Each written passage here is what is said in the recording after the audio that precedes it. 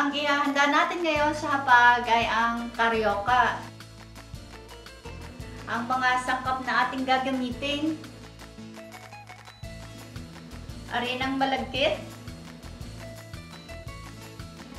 gata ng niyog, baka puno, asukal na pula, tuhugan,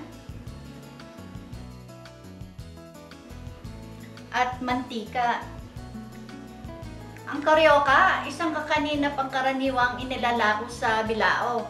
Ito ay gawa sa malagkit, binilog at inilubog sa minatamis na gata. Ito ay pangkaraniwang nabibili na nakatuhog. Isang masarap na merienda na may kasamang malamig na inumin o tsaa. Ilagay ang arinang malagkit.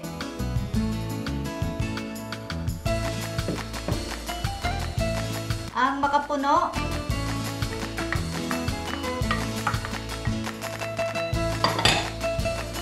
Unti-unting lagyan ng gata ng niyog hanggang sa makuha ang tamang timpla. Bukod sa mochiko, maaari kayong gumamit ng glutinous rice flour. At haluin mabuti.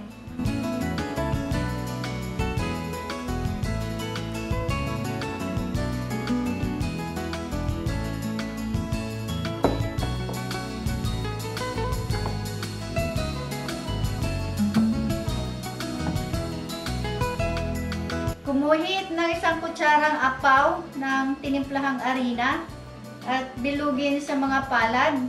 Nasa sa inyo kung gaano kalaki ang sukat ng bilog.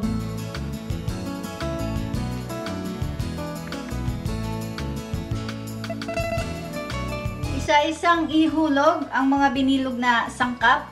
Kinakailangan lubog sa mantika at lutuin sa mahinang apoy upang hindi mabigla umasunog ang labas at hilaw ang loob. Paglutang ng ating karyoka, maaari na nating hanguin.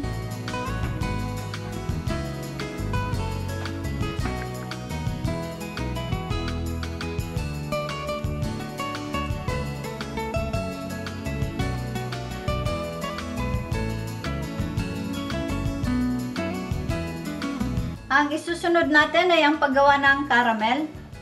Ilagay ang gata,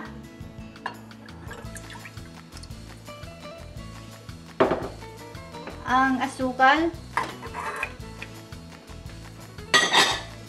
at tunawin.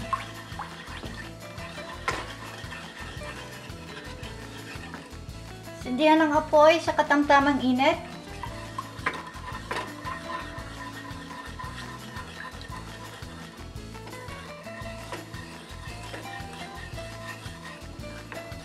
Pakukuluan natin ito hanggang sa lumapot.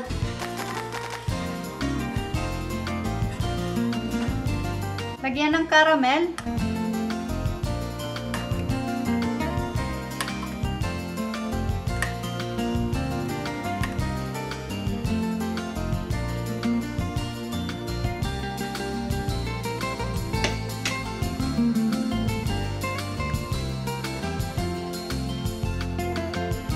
Ang recipe ay inyong makikita sa ibaba ng video.